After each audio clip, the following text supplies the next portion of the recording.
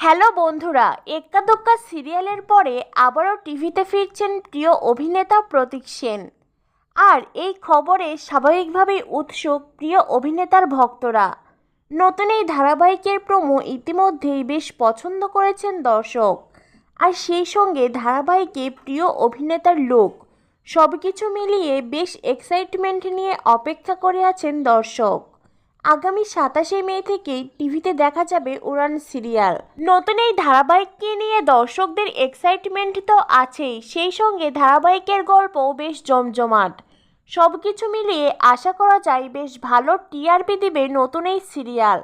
আর এই আশঙ্কা থেকেই এইবার স্টার জলসার প্রতিপক্ষ চ্যানেল জি বাংলা তাদের 4টি সিরিয়ালের স্লট চেঞ্জ করে দিল শুধুমাত্র উড়ান সিরিয়ালের আগমনের জন্য। জি বাংলার অষ্টমী সিরিয়াল 27শে মে থেকে দেখানো হবে নতুন সময়ে সন্ধে 6টায়।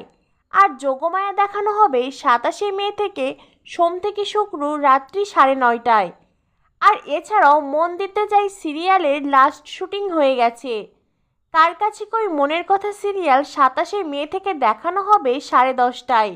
সব কিছু মিলিয়ে তোমরা বুঝতেই পারছো, এক উড়ান সিরিয়ালের আগমনের কারণে জি বাংলার চারটি সিরিয়ালের স্লট এলোমেলো হয়ে গেল। 27শে মে থেকে স্টার জলসায় আসছে উড়ান সিরিয়াল। অপরদিকে জি বাংলার এতগুলো সিরিয়ালের স্লট চেঞ্জ, সব কিছুকে মিলিয়ে দেখে দর্শকরা তো সোশ্যাল মিডিয়ায় জি বাংলাকে নিয়ে ট্রোল করছেন।